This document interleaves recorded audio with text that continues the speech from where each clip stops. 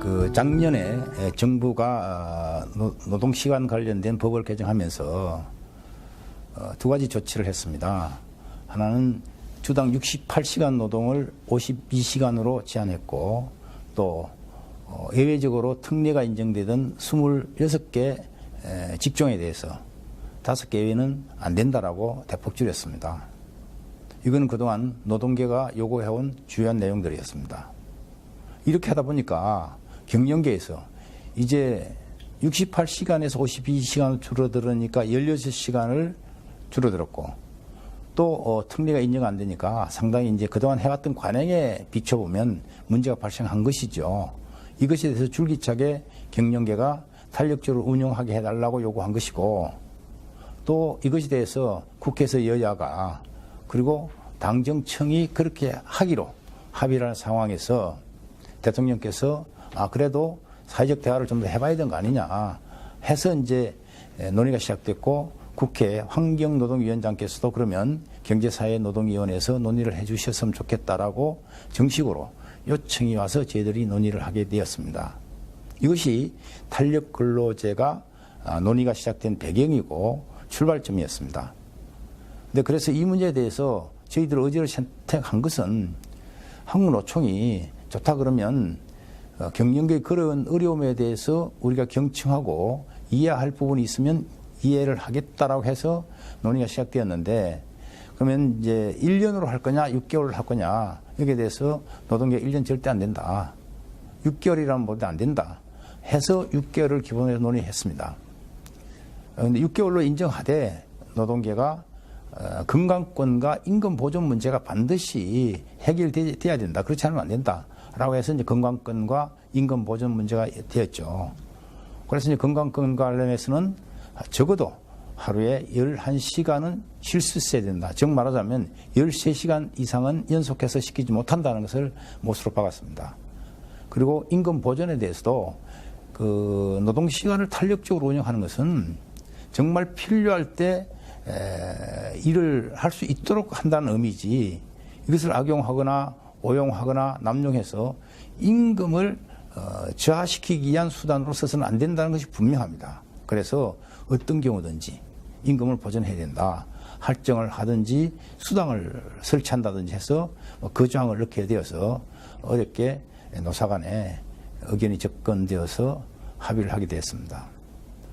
노동이든 한국노총이든 경총이든 흡족할 수는 없죠. 그러나 지금 국민들이 여러 가지 삶의 어려움을 말씀하고 계신 조건 속에서 그래도 합의는 중요하다 해가지고 부족하고 아쉬움이 많지만 한국노총과 한국경총이 합의를 하게 된 것입니다. 저는 내용의 이러저러한 내용을 따지기 앞서서 정말 우리 나라 경제를 책임지고 있는 한국노총이나 한국경총이 서로 합의를 했다고 한 것은 다른 어떤 것보다도 국민에 대한 책임을 지기 위한 결단이었다고 저는 높이 평가합니다. 그리고 이런 합의를 하는 현장에 제가 함께 하고 있다는 것도 저는 대단히 영광스럽게 생각합니다. 근데 이런 사회적 합의에 대해서 일각에서 야합이다, 반쪽짜리 합의다라고 말씀하시는 것에 대해서는 저는 결코 동의할 수 없습니다. 사회적 대화나 사회적 교섭이라고 하는 것은 나하고 입장이 다른 상대방을 인정하는 것입니다. 그리고 상대방이 그 입장을 이해하는 것에서 출발합니다. 나는 옳고 너는 틀렸다라고 하게 되면 애초에 대화나 교섭을 할 이유가 없죠. 그래서 이번 과정에서는 한국노총은 한국노총대로, 또 경총은 경총대로 상대방의 입장을 이해하는 데 출발했다는 점에 대해서 이것은 결코 야합일 수가 없습니다. 그리고 교섭을 하다 보면 상대방을 이해를 하다 보면 상대방이 절실한 것을 하나 들어줘야 내가 절실한 것도 상대방이 들어줄 거 아니겠습니까? 그래서 이렇게 주고받고 하면서 어렵게 이번에 탄력권리와 관련된 합의를 하게 되었다. 이것을 야합이라고 하게 되면 이 사회의 대화나 교섭이 무슨 의미가 있겠습니까? 나는 옳고 당신 거는 틀렸다고 하게 되면 그건 전적으로 밖에서 성명서나 그야말로 집회를 통해서 요구를 내야 되겠죠. 그리고 민주노총이 참여하지 않아서 한국노총만 참여한 이 사회적 합의가 반쪽짜리다라는 것에 대해서 저도 민주노총 출신이지만 민주노총이 이 대화의 장에 들어오셨어야 되는데 민주노총 스스로가 두 번의 대의원대회를 거쳤지만 결국 참여를 하지 않았습니다. 그래서 한국노총이 그나마 남은 역할을 한 것이고, 그래서 이번 사회적 대화는 사회적 대화를 하겠다, 사회적 교섭을 하겠다고 하는 책임 있는 역할을 한 한국노총과 한국경총이 그 책임을 지고 역할을 했기 때문에 결코 반쪽짜리 합의가 될 수 없다. 저는 이렇게 규정을 합니다. 물론 이번 그 협의가 많은 부족함이 있고 현장에 가면 여러 가지 문제가 발생할 수 있다고 생각합니다. 그것은 앞으로도 지속적인 대화와 타협을 통해서 채워 나가야 될 과제라고 생각됩니다. 앞으로 국민 여러분들 보실 때 이번 한 번으로 끝나는 것이 아니라 사회적 대화는 지속되니까 현장에서 어려움을 겪고 계시는 문제들은 항상 제 경제사회노동위원회에 제출해 주시면 한국경총과 한국노총이 그런 문제들을 다 받아놔서 하나씩 해결해 나가도록 하겠습니다.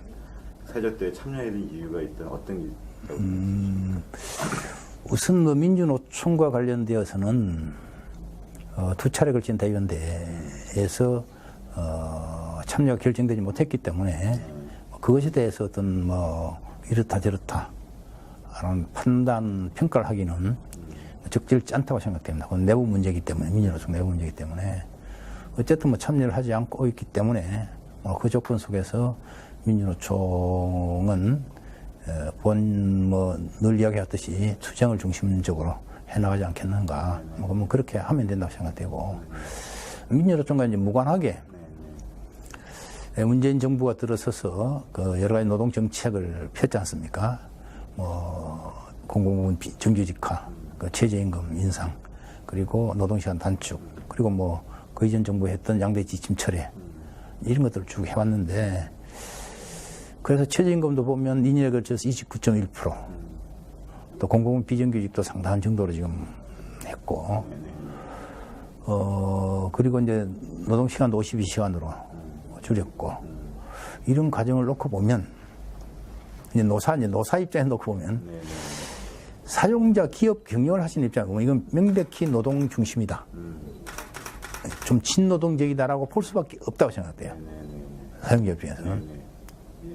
그러니까 이제 그 해당 사안에 대해서 기업 경영하시는 분들에 대해서는 이건 좀 문제가 있다, 심하다. 라고 문제제기가 될 수밖에 없는 조건이잖아요. 그러다 보니까 이제 최저임금 관련해서 그만큼 올렸지만 산입 범위를 좀 넓혀달라. 그런 이야기 나오는 것이고, 그런 노동시간을 줄이니까 좀 탄력적으로 운영하게 해달라 하는 이야기 나오는 것이고, 공공부문 정규직화 문제는 꼭 사용자 입장보다도 정부가 사용자니까 오히려 현장에서 이제 복잡하고 어려운 문제들이 제기되어 있어서 그냥 쉽게 직고용이냐 자회사냐 이런 것들이 서로 얽혀 있는 이런 걸 놓고 보면서 이제 노동계가 볼 때는 줬다 뺏는 것처럼 보인다는 거죠. 최저임금도 올린 것이지 산입범을 넓히고, 노동시간 단축했으면 그 단축한 거지 또 탄력 제대로 해보지도 않고 유예도 더 늘려달라. 노동계가 볼 땐 줬다 뺏는, 오히려 이제 좀 심하게 하면 반노동자적이다, 기만적이다, 이렇게 나오는 게 지금 현상이라 생각돼요. 문재인 정부의 노동 정책에 대해서도 노사 간의 판단이 극명하게 갈린다. 그게 현재 시점이다. 현재 문재인 정부 입장에서는 정말 좋은 일 잘한다고 해놓고 좋은 이야기 못 듣고 있는, 누구로부터도 그게 현재 상황이라고 보여지거든요. 그래서 이제 지금 돌이켜놓고 보면 이거는 정권 초기에 상당히 개혁적 입장에 가기 위해서는 그렇게 할 수밖에 없었다. 좀 더 충분한 논의를 하고 그와 연관된 많은 부분들을 논의를 해서 했으면 좋지 않겠는가. 최저임금을 올리려면 그것과 관계된 임금 체계 문제도 논의하고, 산입범위 문제잖아요. 그리고 그 카드 수수료 문제라든지 소상공인들이 갖고 있는 여러 가지 어려움들을 같이 고민하고 했으면 좋지 않겠는가라고 지금 이야기하자면, 그 당시에 그런 거 다 고려해가지고는 하기 초기에, 그러니까 모든 정부가 다 그렇지만 이제 정권 초기에 좀 개혁적인 것을 과감하게 밀어붙이는 것이었다. 이제 저는 그렇게 하고 싶고 그러다 보니까 이제 처음에는 이제 사용자로부터 상당한 이제 친노동이라고 그렇게 규정되고 와서 이제 그렇게 하다 보니까 속도 조절이나 내용 조정을 할 수밖에 없는 조건이 왔으니까 그걸 하다 보니까 노동계로부터 또 그런 이야기를 듣는 그런 상황이어서 저는 이제 그 노사 모두를 그 함께 가야 되는 이제 경제사회 노동위원회 위원장으로서 놓고 보면 제 판단은 그런 거죠. 그래서 지금 개혁적인 부분을 간 것에 대해서 지금 속도 조절 내지는 내용 조절하고 있는 상황이다. 그래서 이제 오히려 이제 지금부터 오히려 이제 사회적 대화를 많이 해야 된다. 지금부터 이걸 이제 그 방향은 맞았는데 그 막상 실행 과정에서 문제가 생겼으니 이걸 어떻게 할 거냐는 이제 이해 당사자들이 모여서 사회적 대화가 필요하다. 그래서 지금 이제 사회적 대화를 하기에는 적기이고 또 필요한 상황이다. 저는 이렇게 보는 거죠. 첫 번째 지금까지 해온 것을 놓고 보면 그렇고 또 앞으로 해야 될 것들도 있어요. 뭐 연금 문제라든지 국민연금 문제 이런 것들은 그러면 이기니까 처음부터 그렇게 서둘 필요가 없다는 거죠. 정권 입장에서는. 그럼 이거는 오히려 또 앞으로 해야 될 과제들에 대해서는 이제 서둘지 말고 좀 충분한 사회적 대화를 하자. 저는 이제 지금 현재 문재인 정부 2기라고 표현되는 이 시기라고 보면 오히려 사회적 대화가 갖는 의미는 이제 초기 개혁적 과제에 대한 조절을 하기 위한 사회적 대화. 그리고 앞으로 중장기적 과제를 가지고 가야 되는 충분한 준비를 하기 위한 사회적 대화. 이 두 가지가 다 적실하게 필요한 상황이다. 이렇게 봅니다.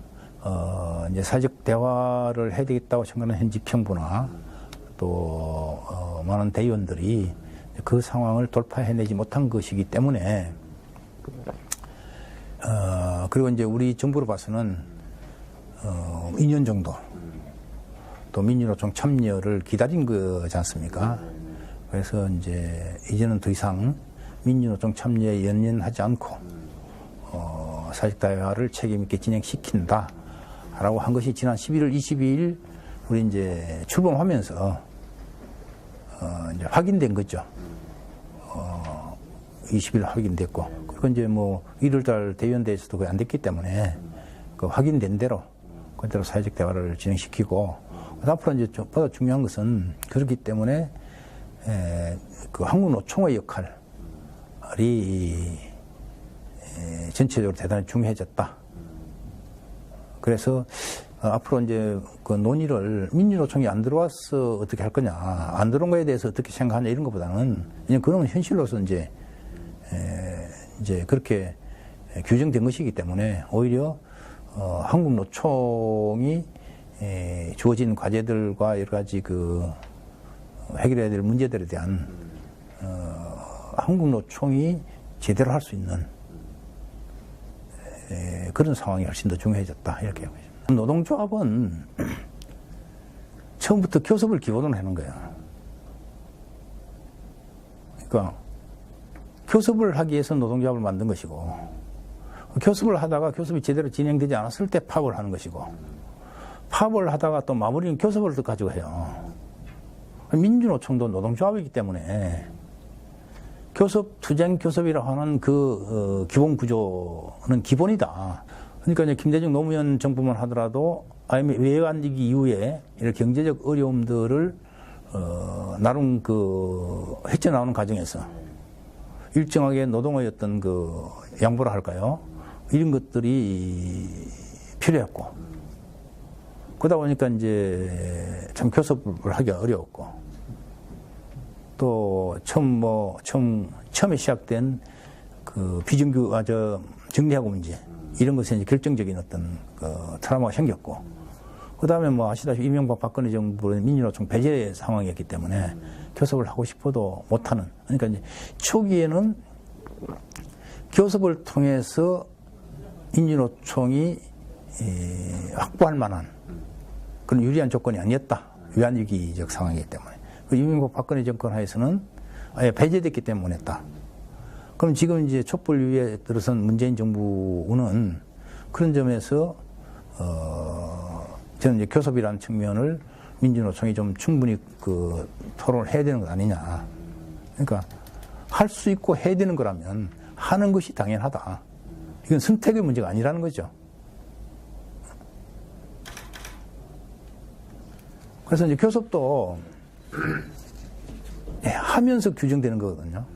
그러니까 교섭을 해야 되느냐 말아야 되느냐면 교섭을 해야 되는 것이고, 교섭을 어떻게 할 거냐도 조건부 교섭이 있을 수가 없어요. 하면서 문제제기가 되고 되는 것이지. 그때 불참은 좀 돌출적이었어요. 그 당시에 말하자면 여러 가지 의견들이 주고받는데 이제 경총에서 우리는 이런 걸 했으면 좋겠다고 제기되는 것들이 형 노총이 올 때 너무 좀 지나치다. 이래가지고는 뭔가 서로를 인정하고 하자는 말이냐. 이제 그런 것에 대한, 저는 그건 있을 수 있다. 근데 이건 완전 불참은 아니고, 그런 것에 대한 문제제기지. 불참은 아니다. 그럼 교섭하는 과정에서, 아까 말씀드린 교섭하는 과정, 교섭 자체도 그 내부에서, 교섭을 하다 보면, 처음부터 잘 되는 거 없는 거죠. 서로 막 이렇게, 서로 이제 그 내용들이 부딪히다가 어떤 단계에 가면 서로 이제 합의가 되고 하는 것이지, 처음부터 완전히 되는 건 아니기 때문에, 과정에서 일어난 그 문제지, 심각한 문제는 아니다. 금년 1월 고용 동향이 발표되면 또 그거 관련해서 고용 지표가 이제 좀 안 좋게 나올 수 있다고 봐요. 그래 되면 또 이제 많은 분들이 그거 봐라, 또 최저임금 때문에 그런 거 아니냐. 그러면 저는 그렇게 이제 나올 거라고 보는데, 작년에 이제 주로 많이 유행했던 말이 기승전 최저임금이잖아요. 모든 문제의 원인은 최저임금이다. 고용 문제와 관련되어서 고용이 35만, 40만 늘던 고용이 10만, 15만씩 느는 그걸 놓고 최저임금이 원인이었다. 저는 그 중에 얼마가는 최저임금이 영향이 있을 수 있지만 주된 원인은 그것이 아니었다. 뭐냐면 가장 크게는 자동차, 조선, 철강 등 같은 우리 전통 고용을 많이 했던 제조업의 부진이 고용 축소를 가져왔다. 건설 제조업에 있어서의 고용 상황이 안 좋아진 게 결정적이었다. 그리고 이제 그것이 건설 제조업이 지역 경제에 미치는 영향이 대단히 크지 않습니까? 그래서 지역 경제, 특히 이제 울산, 창원, 거제, 군산 등과 같이 조선, 철강, 자동차가 밀집되어 있는 이런 지역 경제 안 좋아져서 거기에 숙박, 음식업들이 안 좋아졌다. 이것이 우리 현재 고용을 어렵게 만든 것이지 최저임금이 주된 원인은 아니었다. 저는 그렇게 보여지고, 그 첫 번째. 두 번째는 이미 최저임금을 둘러싸고 상당 정도의 부담을 줄여주는 조건들이 되었다. 그래서 이제 고용 안정지급 자금이 계속 그 3조로 작년에 금년도 나가고 있고, 그리고 카드 수수료가 조정되었고, 임대차 관련된 것도 10년으로 조정되는 이런 것이기 때문에 소상공인들이 어렵다, 자영업자 어렵다고 하는 그 지점도 어느 정도 완화가 된 조건이다. 거기다가 산입범위, 최저임금 산입범위도 넓혀져 있다. 그래서 이제 최저임금 관련된 상당한 부분들이 정리되어 있기 때문에 저는 작년만큼 그렇게 심각한 토론은 되지 않을 거라고 보여집니다. 그래서 오히려 이런 거죠. 이제 최저임금을 놓고 보면 아무리 많이 줘도 어려운 노동자들이 있는 것이고, 아무리 동결 내지 삭감해도 어려운 소상공인들이 있는 거지 않습니까? 이거는 있을 수밖에 없는. 그래서 최저임금은 그런 걸 놓고 어느 정도 중간에 하는 것이지. 그러니까 최저임금을 이만큼 줬으니까 모든 노동자가 만족해라, 이것도 안 되는 것이고, 최저임금이 올렸지만 어려움이 전혀 없다, 이런 거 있을 수 없는 거고, 하여간 어떤 수준에 정리하더라도 최저임금 모두를 만족시키는 건 아니다.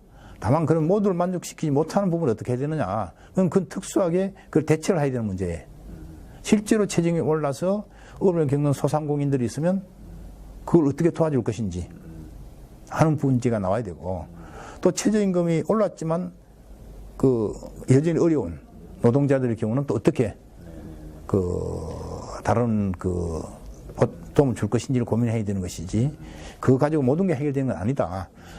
그렇게 보고요. 저는 지금 이제 우리가 8,350원이 되었는데 이 최저임금은 이제 문재인 정부 3년 동안 남은 3년 동안 7%씩만 올려도 10,000원으로 가는 구조거든요. 그래서 지난번처럼 뭐 10%대를 올리지 않아도 된다. 안 해도 된다. 그래서 이제 속도 조절도 가능하다. 속도 조절도.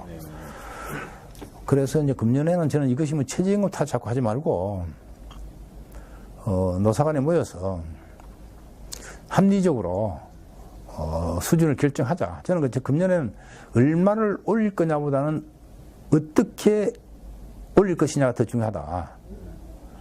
왜냐하면 저는 최저임금위원회에서 지금부터라도 노사 당사자, 그러니까 노사 당사자들이 모여서 금년에 최저임금을 어떻게 할 것인지에 대한 논의를 시작해야 된다 생각해요. 그래서 예년에 보통 이제 그 노동자들은 20%, 사용자들은 동결, 내지는 삭감, 이렇게 들고 나오지 않습니까? 그러지 말고, 금년에는 노동계도 많이 받고 싶지만, 또 연이어서 29%까지 오른 이런 조건도 있고, 또 경제 상황도 일정 고려해야 되고, 그러면 우리가 많이 받고 싶지만, 이 정도로 낸다. 하고 좀 1단계 조정된 안을 좀 내야 된다. 그리고 이제 그 사용자들도 아무리 경제 상황이 만만치 않지만 그래도 같이 일을 해야 되는 노동자들이 이 정도는 좀 할 수 없고 그다음에 이 정도는 좀 했다는 수준으로 내서 그걸 가지고 이야기할 수 있도록 그런 사회적 분위기를 만드는 게 중요하다. 이게 제 생각에 이게 중요하다고 봐요. 지금 뭐 최저임금위원회 위원장님이 됐든 노동부 장관이 됐든 그 직접 책임 있는 분들이 노경총하고 또 그 중견 중소 소상공인들하고 또 비정규직 청년 여성 노동자들하고 이 같은 좀 내용적으로 서로 지금도 토론해서 그럼 금년 최저임금은 어떻게 조금 그러니까 서로 주장만 하고 내게 안 되면 거부하고 뛰쳐나오는 게 아니라 조금 더 조절된 안을 내게 하고 그래서 그것을 좀 서로 합의할 수 있는 분위기를 만드는 것이 지난 2년 동안 우리 최저임금을 가지고 둘러싼 갈등을 딛는 지혜로운 것 아니냐.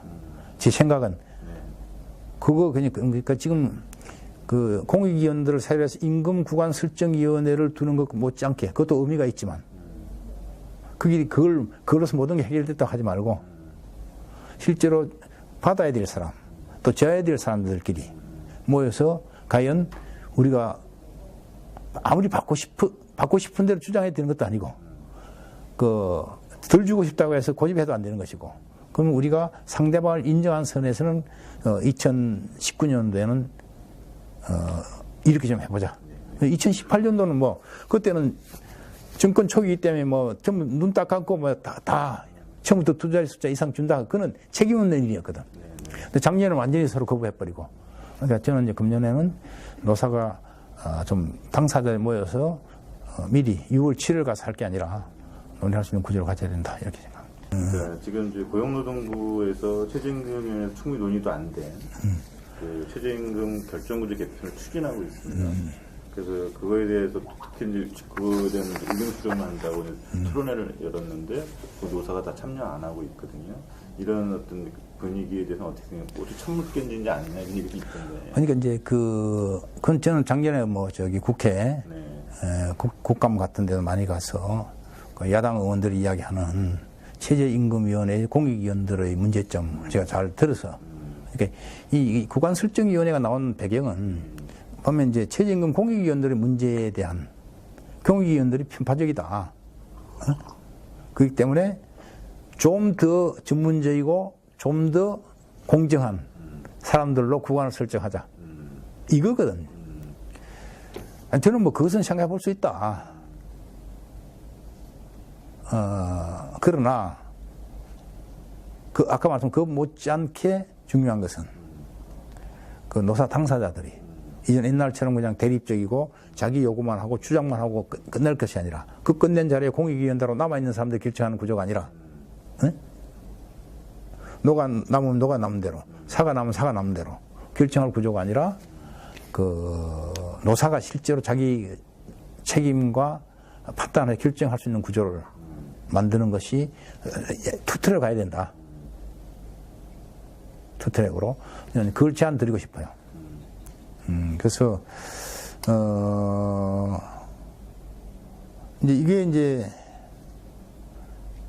산입범위 문제나 결정 구조 문제나 뭐 최저건에는 이거는 뭐 그 언급 안 하는 게 좋지만 가로 열고 뭡니까 그 저기 주유수당 문제나 막 이런 것들이 나오고 있지 않습니까? 최저임 관련해서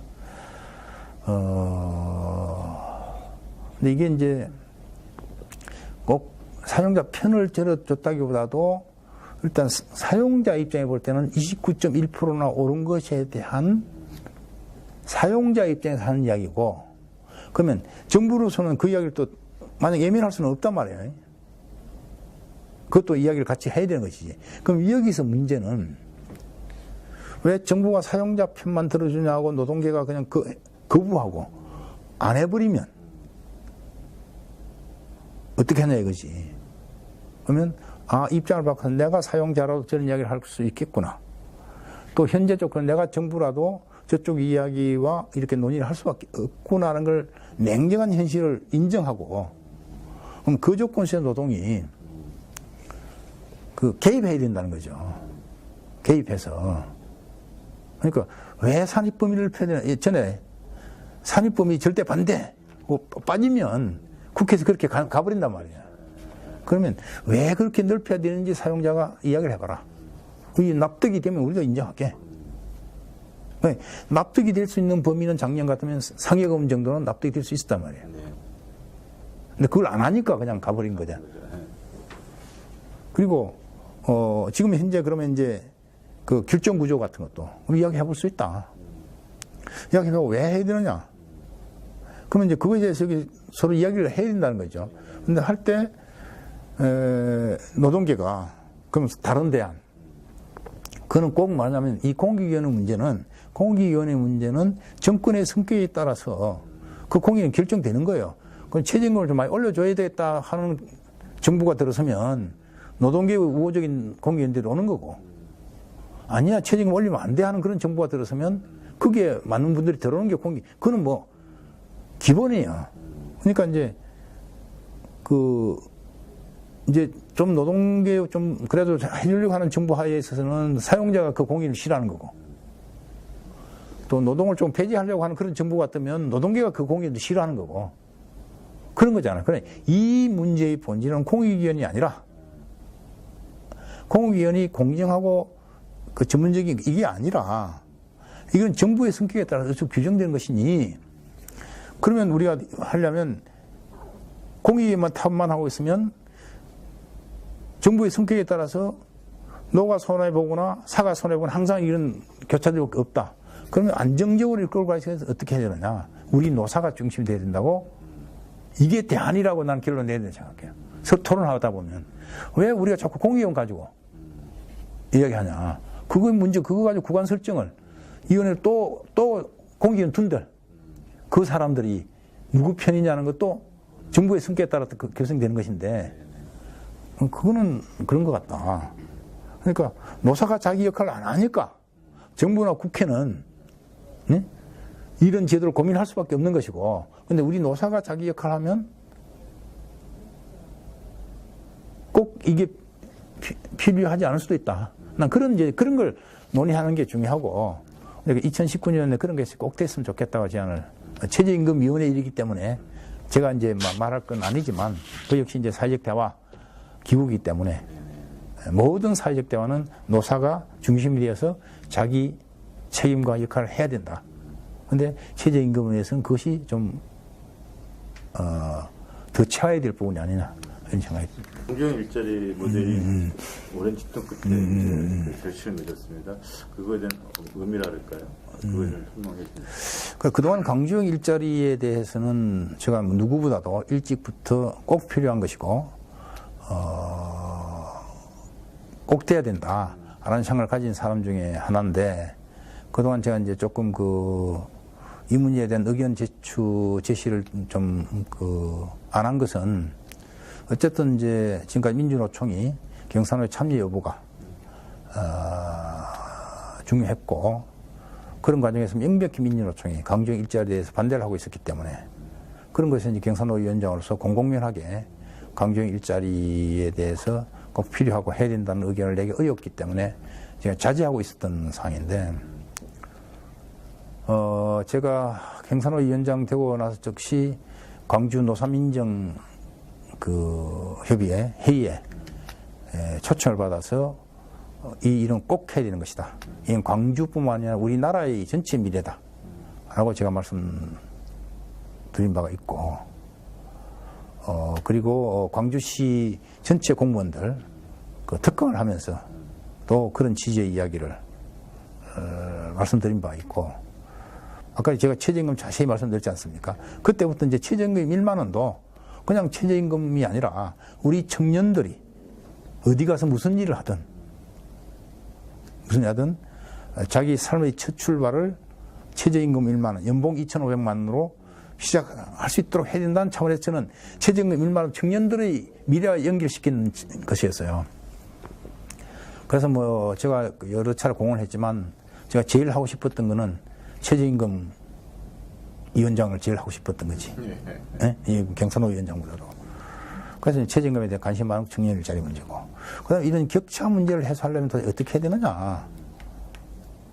그래서 이제 조금 이야기가 조금 길지만, 그러니까 처음에 금속 노조를 만들면서 대기업과 중소기업 노조 임금 차이를 그다음에 80%였는데 이걸 어떻게 좁힐 거냐. 근데 이제 그때 제안한 것이 대기업은 임금을 조금 적게 올리고 그 대신 밑에를 올리자. 그게 이제 그 당시 금속 노조를 만든 대기업 노조가 안 들어왔단 말이에요. 그 당시에. 안 들어왔다. 지금도 뭐냐면 금속 노조가 산별 노조지만 대기업과 중소기업에서 임금 격차는 그대로 가고 있잖아요. 그죠? 그래서 흔히 말하는 이제 무늬만 산별이라고 이야기하는 게 그건 거죠. 그리고 민주노동당 대표를 하면서 이제 비정규직과 정규직 임금 차이를 어떻게 할 거냐. 그러면 정규직 노동자들이 내 임금을 일정하게 내고 사회적 연대 기금을 만들어서 비정규직 임금을 올리자. 그것도 대기업 출신 대의원들의 반대에 부딪혀서 그것도 안 되는 거고. 그래서 저는 제 과정을 가만히 놓고 보면 끊임없이 이 격차 사회에 대한 도전이 제 인생이었다고 생각해요. 네? 부당한 잘못된 이 격차에 대한 도전이 제 인생을 관통하는 거거든요.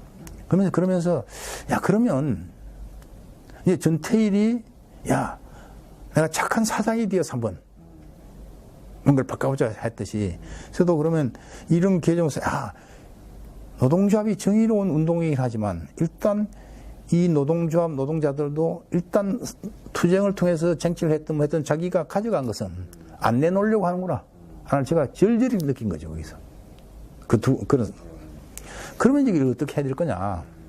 두 번의 이제 문제가 있었어요. 관계 일자리가 처음에는 지난 6월 달인데 6월 달 다 됐다고 했는데 안 된 게 뭐냐면 결과가 나왔는데 기껏해야 임금이 기본급 연동해서 한 게 2,100만 원밖에 안 되는 거라. 4천만 원, 3,500만 원짜리 일자리를 그랬는데 그걸 까고 보니까 나머지는 전부 시간의 수당이 뭐고 다 빼고 나면 기본급 플러스 성과급, 그러니까 고정급에 해당하는 거는 2,100만 원밖에 안 되는 거야. 이거는 이제 애초 우리가 생각하는 거 다른 거 아니냐. 그래서 그게 안 된 거죠. 그리고 마지막에 이제 또 거의 다 됐다고 했는데 뭐냐면 또 까고 보니까 35만 대 5년간 노사상생협의회에서 이야기된 내용은 5년간 유지한다. 그 내용 때문에 노동계가 또 이제 반발해서 또 안 된 거죠. 왜냐면 세 번째 이번에 된 거거든요. 처음에 2,100만 할 때 저도 그때 단호했어요. 이건 아니다. 이거는 다시 고쳐야 된다. 그래서 마지막 부분에 대해서는 제가 이런 걸 말씀드려도 되는데 이제는 이 조항은 노와 사와 정부 모두를 떠나서 모두에게 중요한 사항이다. 적어도 5년간은 노사관계가 안정적으로 가야지. 네? 그렇다고 해서 이 조항이 있다고 해가지고 법에 있는 노동상권을 부정하지 못하는 것이다. 그러면 우리가 만들었는데 여기에서 노동자들이 나도 옆에 있는 기아자동차처럼 바다에 되겠다 해서 노조 만들어서 투쟁을 하면 이 구조는 깨지는 것이다. 이 구조는. 그렇기 때문에 이거는 노와 사 정부를 떠나서 초기 안정화 같은 게 필요한 것이다. 제가 이제 그걸 강조를 했어요, 노동계에. 어? 욕 많이 먹었겠다. 해가지고 이거는 인정해야 돼. 다만 이것이 그 헌법에 나와 있는 노동상권을 부정하는 것은 아니고 할 수도 없다. 그런 걸 노사정 간에 하면 된다. 그건 누가 부정할 거냐? 헌법에 나와 있는 노동상권을 누가 부정할 거냐? 설사 이런 조항이 있다 하더라도 또 노조를 만들면 우리가 못 막는다. 근데 이것 때문에 강정 일자리가 안 된다는 건 말이 안 된다. 하자. 나는 강력하게 이제 이야기해. 그래서 부속 합의서를 넣든지, 전체적으로 합의를 하는 내용으로 확인을 하든지 해서 이것 가지고 더 이상 왈가하지 말고 가자. 오히려 저는 그런 이야기 있어요. 우리 노동 입장에서 더 이게 중요하다. 사용자 입장보다도. 나는 노사관계를 책임져야 될 게 우리 노동계 아니냐. 근데 우리 노동계가 기껏 이 강경일자를 만들어놨는데 거기 온 노동자들이 노조 만들어버리고 이렇게 해버리면 그에 대한 책임은 우리가 더 클 수 있다. 이제 그런 제가 이야기를 했어요. 그만큼 제가 이제 이 말씀드린 그만큼 제가 강경일자에 대해서는 꼭 필요한 것이라고 생각한 것이었기 때문에 강정 일자리가 다 타기를 됐다고 하길래 제가 아는 분들한테 문자를 보냈어요. 내 인생의 최고로 기쁜 날이다. 어? 이런 사회적 합의가 이루어지다니. 지금도 뭐 참 그때 생각하면 가슴이 뭉클하는데 그랬고 이제 오히려 그날이 최고로 기분 좋았어요. 근데 그게 또 안 됐다. 마지막 아까 5년 조항 때문에 안 됐다 그래가지고 또 최고로 아마 그 전후 한 며칠간 아마 뭐 왔다가 그랬어요. 내 인생 살면서 가장 기분 좋았다가 가장 안 좋았다가 제가 그러면서 또 내가 이게 기분 좋고 나쁘고 할 상황이 아니다. 냉정하게 정신을 차리고 이걸 돌파를 해야지 하면서 이제 정리해서 이제 그런 제 나름대로는 노동계가 강력하게 이건 노동상권을 부정하는 것이기 때문에 안 된다고 이야기가 돼서 아니다. 노동상권을 부정하는 내용도 아니고 부정할 수도 없고 이것은 초기 노사정 간에 안정적으로 끌고 가기 위한 서로의 어떤 합의, 그야말로 사회적 합의 규정으로 보면 되지. 그런 식으로 해서 이제 정작 엊그제 이제 만약 이제 하는 날은 오히려 좀 담담했어요. 그때는 정말 그래 우리 사회 일각에서 노와 사와 정이 모여서 이런 것을 합의하는구나, 할 거 있구나, 그게 내가 조금이라도 역할을 했구나 하는 것에 대해서는 너무나 그런 관점에서 이제 여러 가지를 복합하고 있는데 왜 광주형 일자리는 일단은 자동차에 자동차. 그럼 우리나라 자동차 산업이 대단히 어려움이 많지 않습니까? 그럼 이 자동차 산업을 앞으로 우리나라에서 지속 가능하게 해서는 도대체 어떻게 해야 되느냐.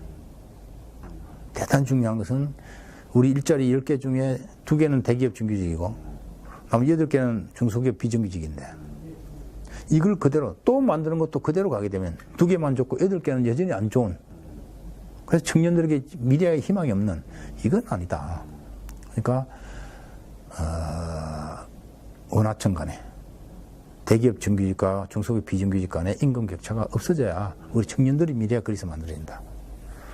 그게 첫 번째 중요한 것이고, 그래서 지금 광주형 일자리에서 반값 일자리로 해서 기업 유치하게 좋아졌다는 측면, 그거 부정하지 않지만, 근데 그 반값 일자리로 하는 것이 통일노동, 통일임금이라고 하는 그것을 기본으로 하는 거라는 거죠. 기본으로. 그래서 이제 그 부분에 대해서도 아빠 논의해야 될 게 많을 거예요. 어떻게 그 문화청 간에 그 통일노동, 통일임금 할 거냐, 광주형 일자리에 있어서 앞으로 또 하나 우리가 많은 토론을 통해서 또 사회적 합의를 만들어내야 되는 거예요. 그리고 이제 두 번째로 또 중요한 것은 그 교육, 의료, 주거 문제를 정부가 책임지는 거잖아요. 지방정부가. 그럼 이건 무슨 의미냐면 앞으로 우리나라 자동차 산업이 국제 경쟁력을 갖춰가기 위해서는 지금처럼 모든 기업 내에서 모든 임금 문제가 크게 국한되면 역시 또 문제는 경쟁력이 문제가 생긴다. 우리나라 자동차가 경쟁해야 될 중국이나 독일의 경우를 보면 기본적인 그 나라는 사회주의 국가나 사민주의 국가이기 때문에 특히 제조업 노동자들에게 있어서의 기본적인 교육, 의료, 주거 문제는 사회적으로 해결되는 국가들이란 말이에요. 물론 뭐 중국에도 지금 사교육이 많고 주택도 하게 그거는 다른 영역의 문제고 기본적인 어떤 노동자들, 제조업 노동자들의 경우에는 독일이든 중국이든 주거, 의료, 교육의 문제가 사회적으로 해결되고 있기 때문에 상대적으로 거기는 기업의 임금 부담이 적을 수 있어요. 즉 말하면 우리보다 차를 싸게 만들 수 있다는 거지. 독일이나 중국은. 특히 이제 중국이 자동차를 만들기 시작한 나라지 않습니까? 그것도 크게. 그렇기 때문에 우리나라 자동차 산업이 앞으로 국제 수출을 고민할 때는 반드시 사회적 임금 부분을 고려해야 된다. 그래서 이거는 단순히 저는 이 주거, 의료, 복지가, 교육 문제가 복지가 아니라 사회적 임금이라고 하는 국제 경쟁력을 뒷받침하는 대단히 중요한 문제다. 세 번째로, 이런 것들을 잘 유지, 지속 가능케 하기 위해서는 절대적으로 상생협력적 노사관계가 필요하다. 서로 불신하고 대립하는 노사관계로서는 이것이 유지가 불가능하다. 그래서 저는 이 세 가지를 강조의 일자리에서 핵심을 생각합니다. 그러니까 그 격차 없는 통일노동 통일임금의 문제, 그리고 사회적 임금의 문제, 그리고 그 상생협력적 노사관계, 이런 것들이 이제 사회적 합의로 이루어지는 것. 이게 이제 저는 광주형 일자리 대단히 중요해서 앞으로 저는 이것이 사회적 합의 모델이기 때문에 저희 경제사회노동위원회가 해야 될 일이 많아요. 그 광주형 일자리라고 표현한 것은 이제 이미 그 광주고 앞으로 다른 쪽으로 가기 위해서는 이게 이제 대통령은 상생형 일자리라고 표현했고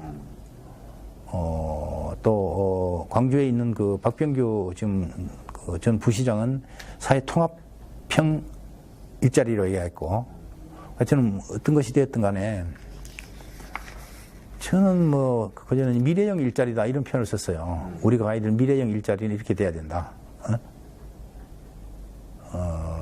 했는데 상생형 일자리가 됐든 미래형 일자리가 됐든 사회통합형 일자리가 됐든 이런 것이 이제 좀 그 확대되도록 해야 되는데 제가 느끼는 문제는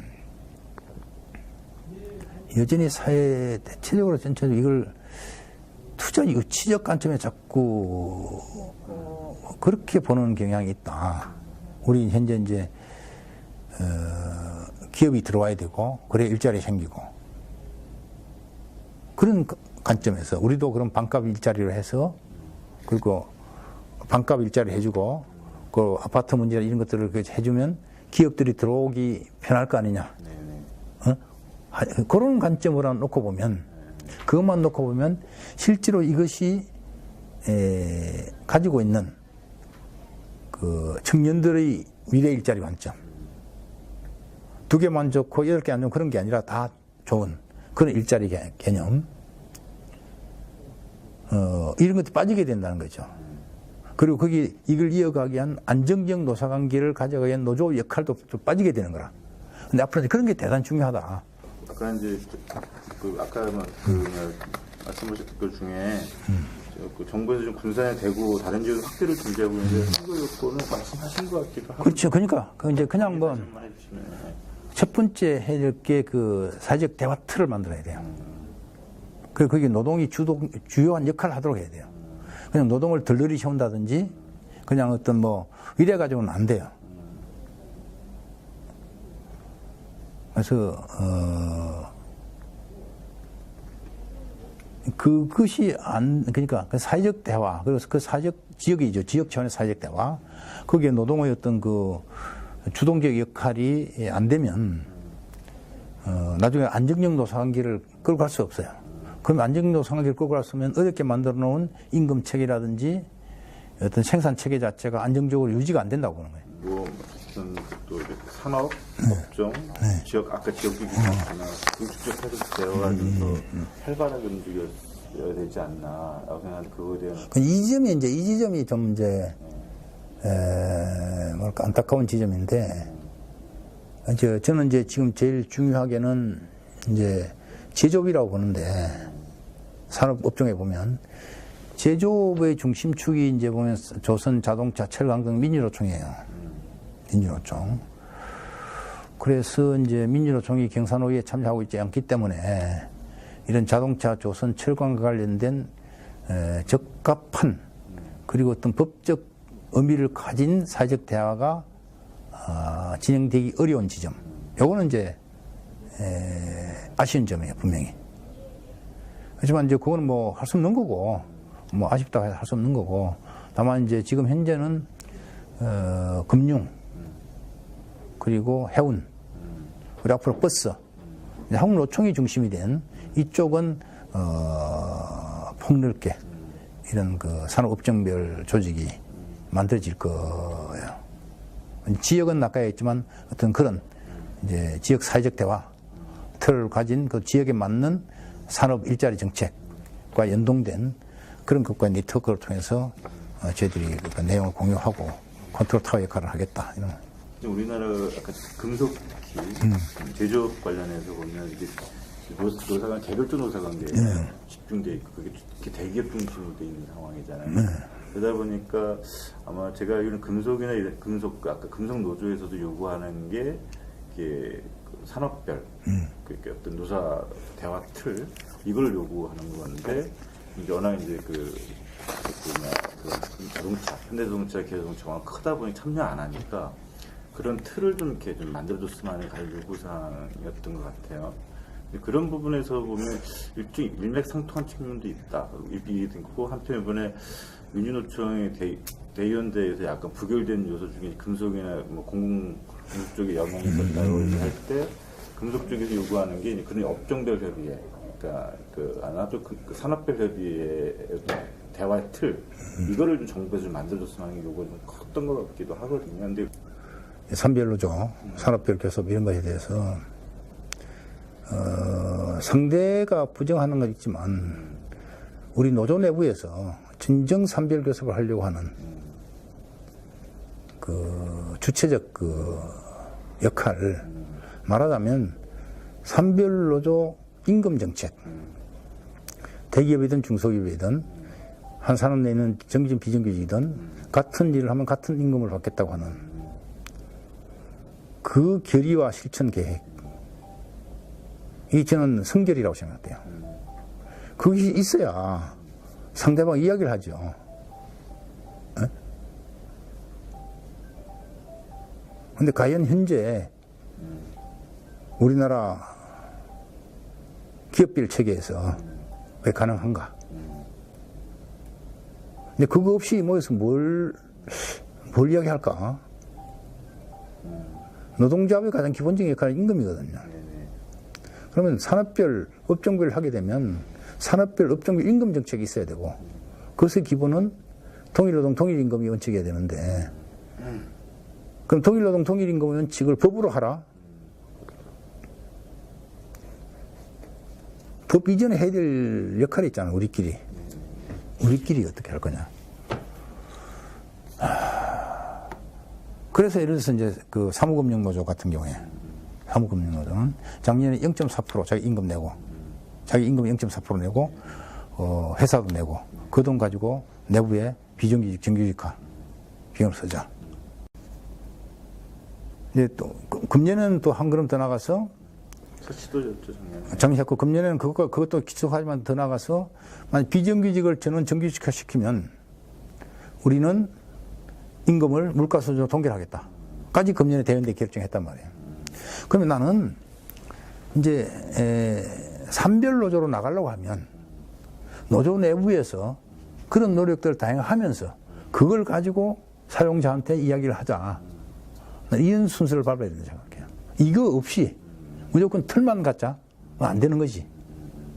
없이는. 저는 뭐 그런 점에서는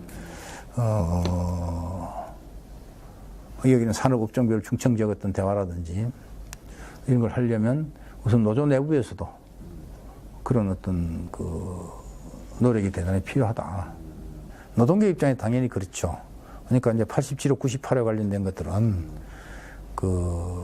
이제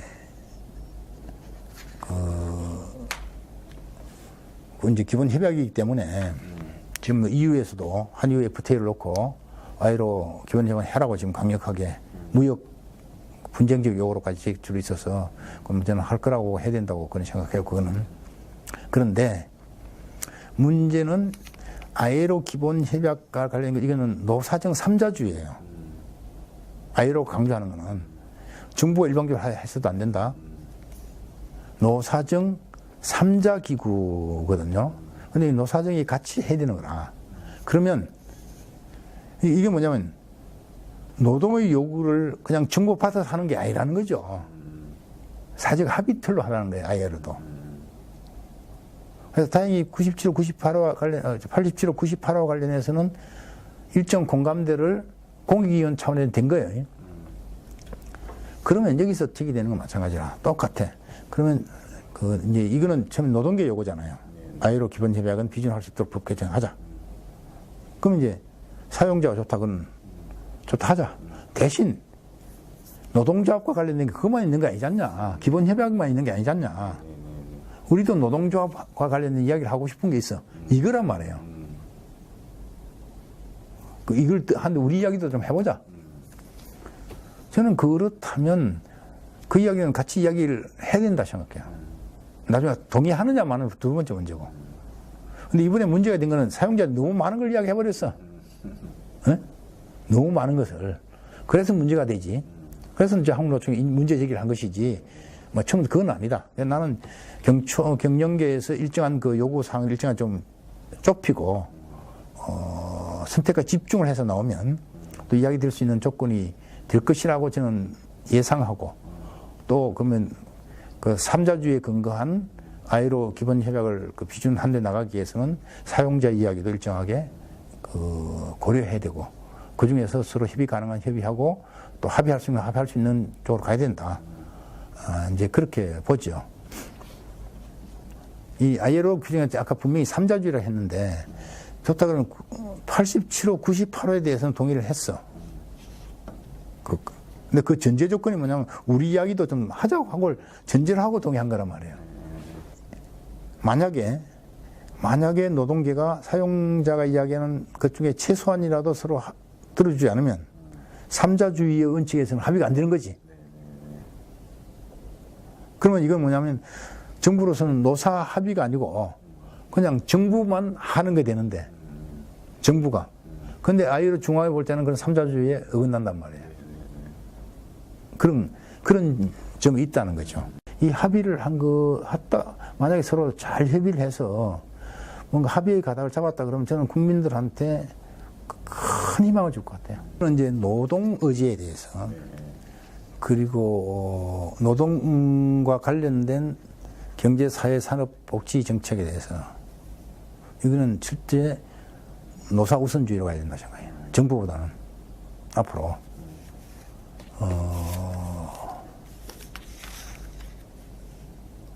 그냥 대표적으로 정리해고 제도를 정부 주도로 해서 했단 말이에요. 그러니까 겉으로는 그 노사정 합의를 한 것처럼 됐지만, 지금 현재 그동안은 정리해고를 둘러서 너무나 많은 갈등과 비용이 지불됐고, 지금은 대체적으로 가능하면 고용은 유지하고 그 비용은 분담하자는 형식으로 지금 가고 있지 않습니까? 그래서 어떤 사안들에 있어서 노사의 의견을 좀 충분히 고려하지 않고 정부가 그 주도를 하게 되면 주도하는 내용이 노사 모두를 만족하면 관계없어요.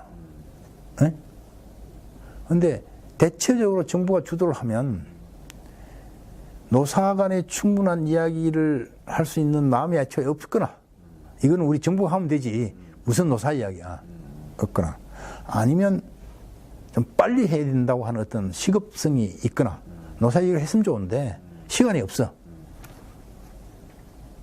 하거나 아니면 그 정부의 성격이 지나치게 친노동적이나 친자본적이어서 편을 들어주고 싶거나 이렇게 어쨌든 결론은 딱 누구 편을 들어주는 걸 된단 말이에요. 가장 대표 최저임금 16.4% 10.9% 합계 29.1% 올린 거는 명백히 사용자 볼 때는 노동계 편을 들어준 거잖아요. 네? 또 산입 범위를 넓힌다든지 한 이런 것들은 또 이 탄건제 문제 논의하지 않고 그냥 가면 노동계 볼 때는 사용자 편을 들어주는 거라. 그러니까 노사가 결정해야 될 문제들을 정부가 주도하게 되면 그 누구 편을 들어주는 결론이 나온단 말이에요. 누구 편을. 그래서 가능하면 노사가 주체적 결정하도록 하자 하는 것이 지난 우리 20년 내지 30년간 노사관계에 나름 지금 현재 우리가 사회적 대화를 강조하는 현재 합의 수준이다. 그래서 가능하면 그 노사가 주체를 해야 되고 노사는 또 정부는 그래야 되고 노사는 아니 그 작년에 또 같은 거 문제예요. 산입범위 문제는 우리 노사 간에 이야기했으면 또 될 텐데 노동 빠져버려. 그리고 정부 보고 이제 또 사용자는 그래서 지금 대체적으로 노조 입장에서는 어떤 중요한 문제에 있어서 사용자하고 이야기하면 바로 정부로 바로 가요. 왜 정부 이거 해달라. 말하면 그게 투쟁이 됐든 뭐가 됐든. 사용자는 굳이 노조하고 막 이야기하려고 그러고 정부에 로비를 하거나 관계를 통해서 문제를 해결하려고 그러잖아요. 관계를 통해서. 그러니까 ILO 문제에 대해서 이 ILO 문제는 명백히 노사 간의 문제란 말이에요. 기본은 정부의 문제가 노동이니까. 그러면 해고자의 조합원 자격 문제는 명백히 노사 간의 문제예요. 노사 간 이야기를 해야 되는 거라. 근데 이제 이건 ILO 개혁이기 때문에 정부 무조건 해. 그리고 왜 우리가 사용자 이야기해? 이게 노동계 입장이잖아요. 탄건제 문제는 거꾸로 이미 여야 간 합의가 됐고 당정청 간에 다 하기로 했는데 왜 우리가 경사노에 가야 돼? 이게 경영계 입장이라. 지금 현재 그런 거라. 제가 이제 얘기하는 것은 이게 연동되어 있지만 우리나라 현재 사회적 제가 이미 한 2년 정도 되어서 보면 우리나라 이제 사회적 대화가 앞으로 극복해야 될 과제 중에 하나가 정부는 정부들 입장 주도성을 가져가려고는 있고 노사는 노사끼리 해야 될 걸 안 하고 역시 서로를 배제하고 정부로 가는. 그래서 결국은 정부 중심성, 정부 주도성, 정부 의존성 사회적 대화가 되는 이 점이 현재도 가장 큰 문제라는 거죠. 그래서 빨리 노사 스스로의 주도성으로 가져오는 우리가 과제. 먼저 이 관계가 돈독해져야 된다. 그래 앞으로 제대로 된 사회적 대화, 노사가 책임지는 사회적 대화, 결과에 대해 책임지는 사회적 대화가 되지. 저는 지금 아직까지 그런 점들을 해야 되는데, 거기에 있어 이번에 이제 탄건제를 가지고 노사가 얼마만큼 자기 책임성과 주동성을 가지고, 지금 정부는 빠져 있어요. 국회도 하려면 우리가 잠시 기다리시고 우리가 할 테니까 하고 와 있잖아요. 그래서 요게 역시 앞으로 이제 조금 전에 말씀드렸던 그런 이제 제대로 노사가 자기 책임을 하는 그 이제 중요한 판단이 된다고 저는 저는 제 입장으로 자꾸 이제 노사를 모으고 있는 그런 상황이에요. 사회적 대화 잘 우리나라 안착이 잘 안 되는 원인이 어디에 있다고 생각하시는지 하고, 그다음에 이제 또 각 경영 주체들에 대해서 하고 싶은 말씀. 그러면 첫 번째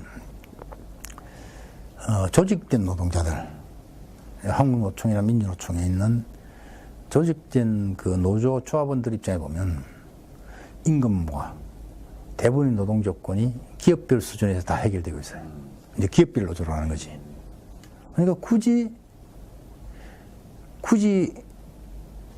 자기 임금 관련해서 어떤 사회적 대화가 의미가 없는 거죠.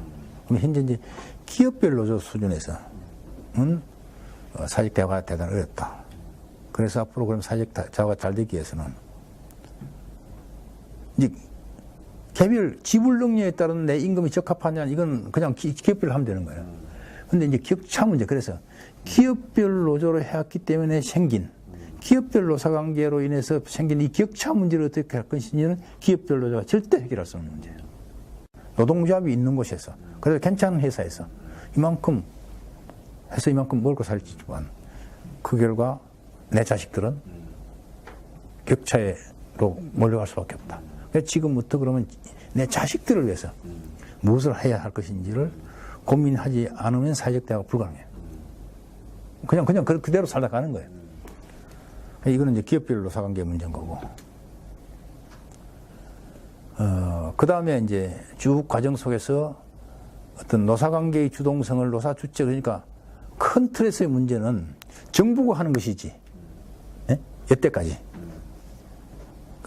노동 의지에 대해서 정부가 하는 것이지 노사가 거의 할 역할이 안 주어졌어요.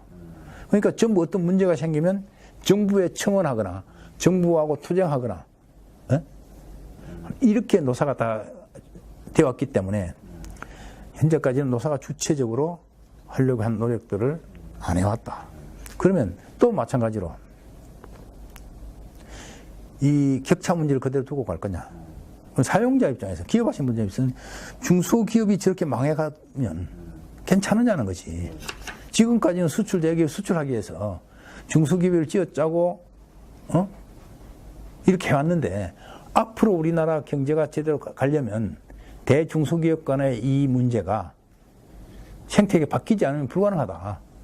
그러면 이제 대중소기업 간의 이런 이제 지불 능력과 앞으로 미래 전망의 문제와 거기 있는 노동자들의 어떤 조건의 문제가 결국은 노사 간에 모여서 해결하지만 안 되는 이런 상황에 대한 또 책임감을 느껴야 된다 생각돼요. 그거 확인한다. 그럼 저는 이제 그런 것들을 확인하고, 지금 우리가 여기 이제 여러 가지 지금 현재 탄건제 문제나 또 그 탄건제 문제, 이것도 어떻게 보면 정부 정책에 대한 노사가 어떻게 생각할까, 지금 그런 거예요. 처음에 경영계가 정부한테 갔어. 순서는 정부한테 이거 좀 해주세요. 정부가 좋다 해봅시다. 그에 대해서 노동계가 온 거잖아요.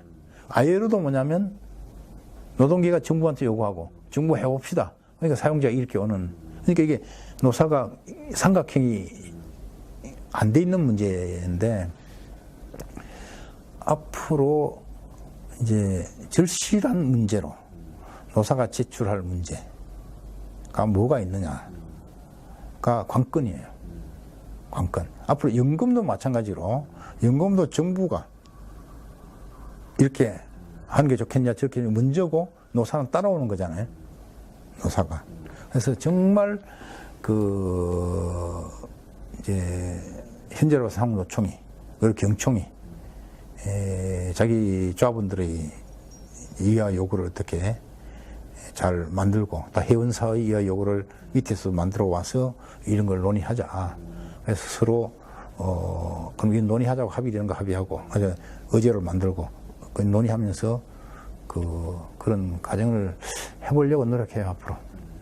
이제 그래서 이제 격차면 격차, 그러면 또 불평등, 아니면 양극화면 양극화, 이런 그 기업 간의 양극화, 그리고 노동자들의 어떤 그 소득의 양극화, 이런 양극화를 어떻게 할 것인지는 잘하면 노사 간에 어떤 그 합의점을 마련할 수 있지 않겠느냐.